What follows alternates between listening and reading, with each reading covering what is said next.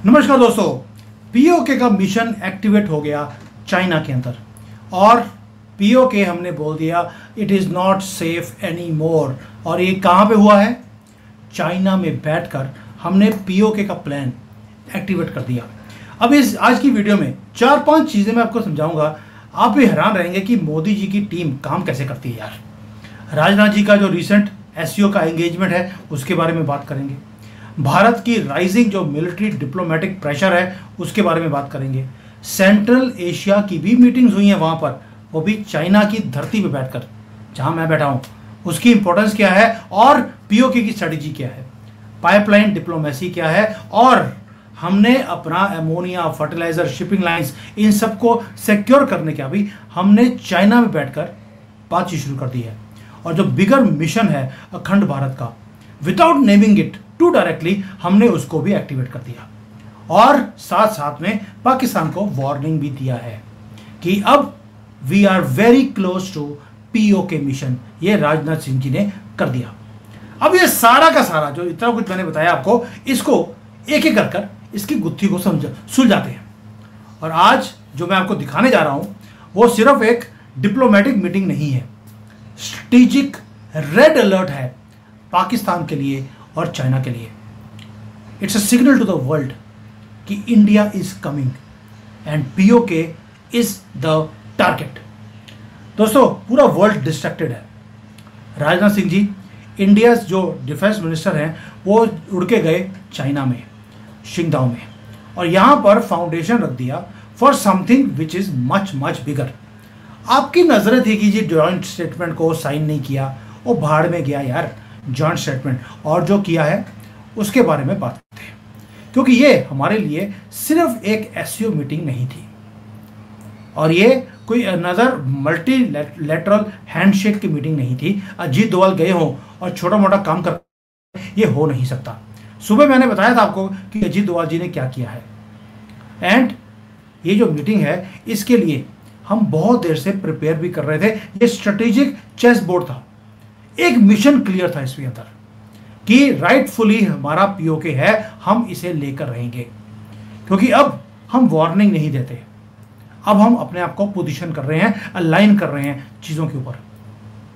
और पाकिस्तान, वो दिखता जा रहा है उसको कि वो आइसोलेट होता जा रहा है और ज़्यादा दिन पर दिन।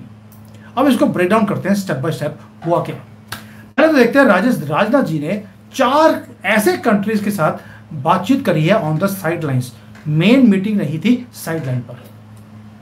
तजाकिस्तान, कजाकिस्तान, रशिया, बेलारूस, इन सब के साथ हमने मीटिंग्स करे।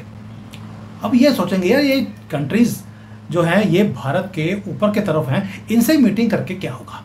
ये छोटे मोटे कंट्रीज, कोई जानता भी नहीं इनको। अब आते हैं कि इनका इंपॉर्टेंस क्या है। दोस्तों, पहली बात यह है कि ये जो नया सिल्क रूट बनता जा रहा है, ये कंट्रीज उसके ऊपर बैठी हैं, और ये की प्लेयर्स हैं सेंट्रल एशिया के। गेट कीपर्स हैं अफगानिस्तान और पाकिस्तान का जो फ्रेजाइल बैकग्राउंड है उसके गेट कीपर हैं ये सारी कंट्रीज। और आपको मालूम है कि तजाकिस्तान वो कंट्री है जिसके अंदर जो फरकूर एक बेस है उसके अंदर भारत बैठा है, ताकि हम डायरेक्टली पीओके के ऊपर और अक्साई चीन के ऊपर हम नजर रख सकें। ये रहा तजाकिस्तान, और वहां पर हम बैठे हैं। पाइपलाइन की बात बाद में करेंगे। दोस्तों, ये वो एरिया है जहां पर अब हम एंटर कर रहे हैं, क्योंकि ये अब फ्रेंडशिप की बात नहीं रही, अब हम एनर्जी डिप्लोमेसी की बात करते हैं, strategic encirclement of Pakistan and China की बात करते हैं इस एरिया में बैठकर। एंटी टेरर मूवमेंट वो यहां से शुरू होती है, सेंट्रल एशिया से, एंड सारा कुछ एक ही मीटिंग में एंटर किया हुआ था। और साथ में हमने बोल दिया क्या कि इस एरिया से हम पाइपलाइन खींच कर लेकर आएंगे तजाकिस्तान से भारत तक। Literally from central Asia gas जो फील्ड्स हैं उसको इंडियन पोर्ट्स तक हम लेके आने की बातें बोलते हैं। We are talking about gas corridor, जो हमें हाइड्रोजन देगा, हमें गैस देगा, हमें क्लीन एनर्जी देगा हमारी इंडस्ट्रीज के लिए। और प्लस मैंने अमोनिया के ऊपर भी एक वीडियो बनाया था, जाके देख लेना, मज़ा आ जाएगा। और ये जो पाइपलाइन है दोबारा देख लीजिए कहाँ से आ रही है। It is passing through PoK, PoK हमने लिया नहीं है, लेकिन गैस पाइपलाइन की हमने बात करनी शुरू कर दी उनसे। That is right. और यही मेन रीजन था कि अब हम ओपनली बोल रहे हैं गैस पाइपलाइन हमने कर दी।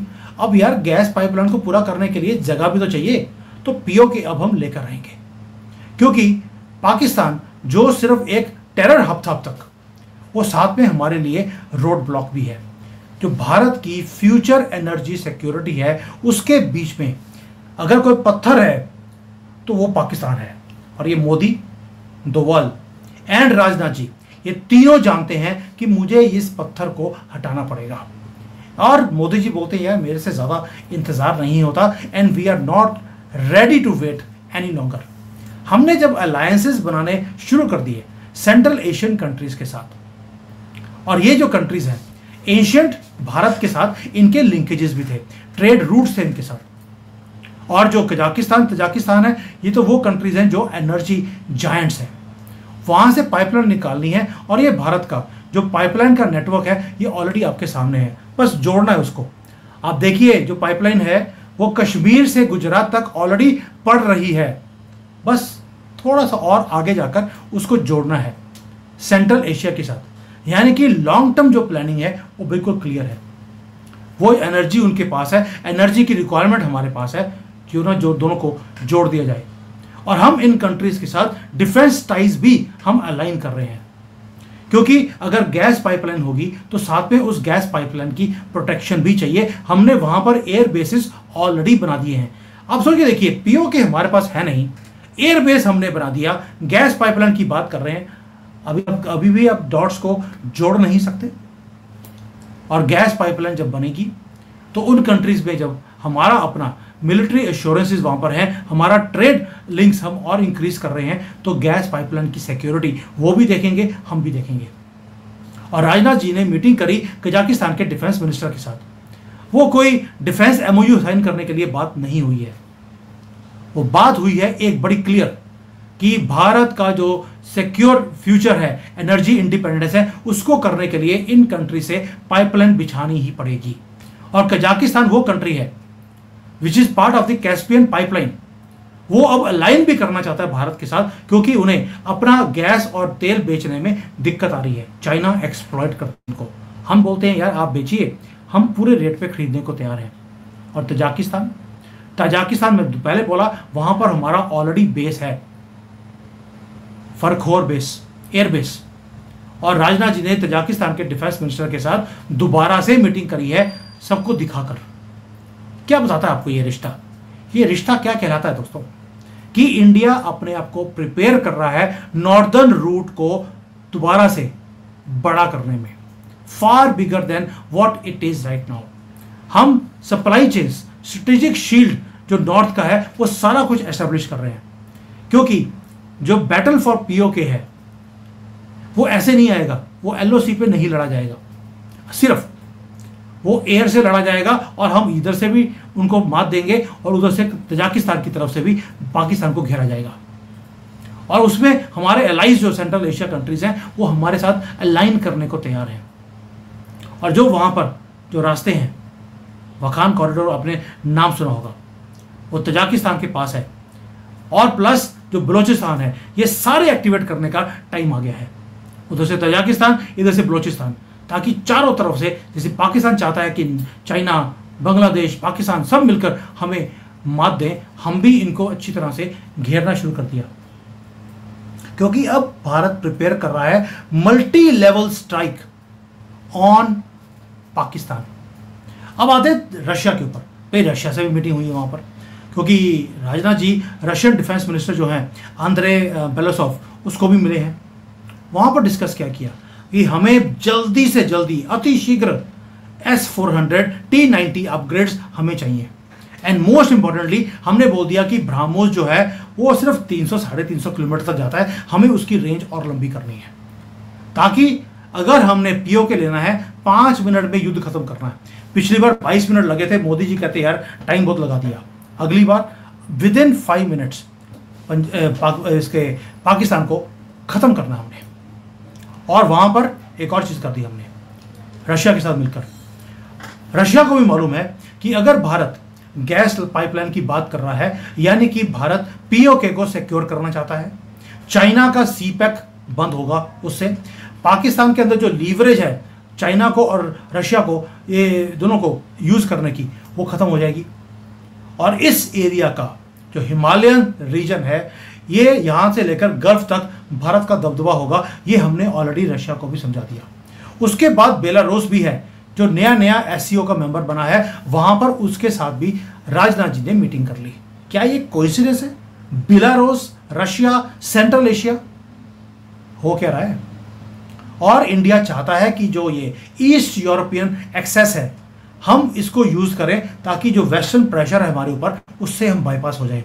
प्लस जो मिडिल ईस्ट की कंट्रीज हैं, उसकी दादागिरी से भी हम भारत आ जाएंगे। यानी कि वहां पर हम मिलिट्री पैक्ट्स भी कर रहे हैं, साइलेंटली उनकी सपोर्ट भी ले रहे हैं, और गैस पाइपलाइन की बात कर दी जो उनकी दुखती रग है। दोस्तों, बेलारूस वो कंट्री है जो मल्टीपोलर वर्ल्ड को एडवोकेट करती है। वो कहता है यार नया वर्ल्ड ऑर्डर बनना चाहिए और भारत का बैलेंसिंग फैक्टर है उसके अंदर, भारत लीड कर सकता है, बेलारूस हमें सपोर्ट भी करता है। सो जो ये बड़ी एससीओ मीटिंग हुई है, क्या हुआ उसमें? हमने पहली बात तो ये है कि वहां पे जो जॉइंट स्टेटमेंट था उसको साइन करने से मना कर दिया। बहुत छोटी न्यूज आई है कि हमने बोला यार तुमने पाकिस्तान को मेंशन नहीं किया, टेररिज्म के खिलाफ तुमने कोई स्टेटमेंट नहीं दी, हम साइन नहीं करेंगे। ये भारत ने दिखा दिया कि हमारी डिफाइंस है। चाइना की धरती पे बैठकर एससीओ की मीटिंग चाइना कर रहा है और हम वाइट लगा के वापस आए थे। ये मैसेज था चाइना और पाकिस्तान के लिए, you can not pretend any more. Bharat वही बोलेगा जो हमारे नेशनल इंटरेस्ट की बात है। वेन्यू कोई भी हो, सानू फर्क नहीं पड़ता। और दूसरा, राजनाथ जी जब मीटिंग में गए उसके बाद ख्वाजा आसिफ, पाकिस्तान का डिफेंस मिनिस्टर, ने हिम्मत करी अंदर आने की।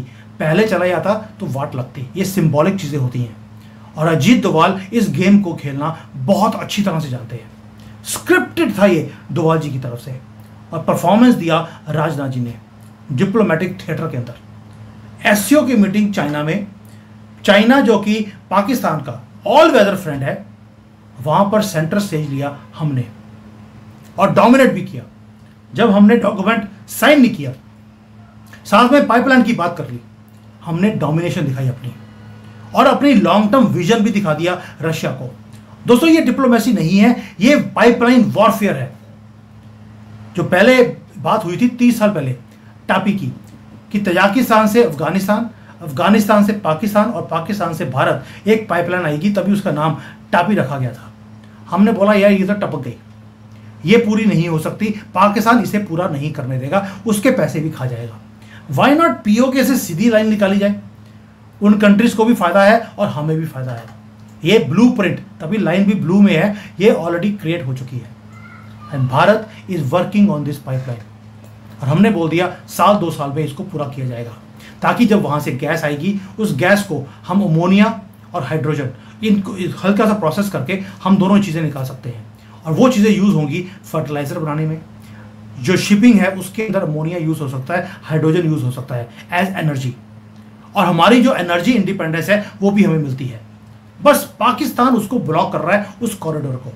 तो आप क्या करेंगे? आप उस रोड ब्लॉक को आप रिमूव कर देंगे बाय रिक्लेमिंग पीओके, और उसको करने के लिए आपको थोड़े से टैंक चाहिए, थोड़ी सी ब्रह्मोस चाहिए जो 5 मिनट में काम खत्म कर दे। बाकी हमारे पास राफेल है ही है। और ये जो ट्रेड रूट है, ये अब ट्रीटीज की फॉर्म में साइन होनी शुरू हो गई है विद सेंट्रल एशियन एलाइज। वहां पर मिसाइल की डील्स कर रहे हैं, एनर्जी डिप्लोमेसी की बात कर रहे हैं। कैलकुलेटिव मूव है एक एक चीज, वो भी चाइना की धरती में। ये है नया भारत दोस्तों। हमने वॉर प्लान अपना पूरा बिछा के रख दिया, और ये जो है सारा कुछ बिना बुलेट चलाए, एक हैंडशेक और विक्ट्री हमने अपने नाम पे रख दी कि अब अगर युद्ध को जीतना है, अगर गैस पाइपलाइन को लेकर अपनी एनर्जी रिक्वायरमेंट्स को पूरा करना है, तो ये पाइपलाइन आनी पड़ेगी। तजाकिस्तान हमें गैस देने को तैयार है। तजाकिस्तान क्या कर रहा है? वो हमें रीच देने को तैयार है। रशिया व्यापक को तैयार है। बेलारूस हमें बैकअप देने को तैयार है, और हम दुनिया को एनर्जी सिक्योरिटी देने को तैयार है। और ये सारा कुछ काम होगा सेंट्रल एशिया से। और वो होगा जब हम पाकिस्तान को न्यूट्रलाइज कर देंगे। ये जो पाकिस्तान को हम बार बार इकोनॉमिकली चोक कर रहे हैं, मिलिटरीली एनसर्कल कर रहे हैं और डिप्लोमेटिकली उनको आइसोलेट करते जा रहे हैं, सिर्फ इसलिए ताकि पीओके लेना वो आसान हो जाए। और ये क्वेश्चन ये नहीं है, it's not a question of if we will take PoK, it will be matter of when we will take PoK. और जो आपके में से बड़े बुद्धिजीवी लोग बोलते हैं ओ सर पीओके आएगा तो जिहादी आएंगे, ओ भाई हमारे कंट्री में 20 करोड़ जिहादी हैं, उफ नहीं कर रहे आज की डेट में। कभी सोचा है क्या रीज़न है? कुछ तो रीज़न होगा। अगर 20 करोड़ जिहादियों को हमें कंट्रोल करना आता है तो 25-30 लाख को हम कंट्रोल नहीं कर सकते? योगी जी को बोल देंगे सर पीओके आपने संभालना है, हो गया काम। बाकी मुझे समझाने की जरूरत नहीं है योगी जी क्या करेंगे। अभी आजकल वो जो जाते सीधे अकड़ते हुए असी मोहम्मद हैगे हैं, जब बाहर आते हैं तो मोह मैड बन जाते हैं और उसके बाद रोते हैं बहुत मारा योगी की पुलिस ने। यही होगा पीओके में, चिंता मत कीजिए। और ये जो स्टार्स हैं ये अलाइन होते जा रहे हैं।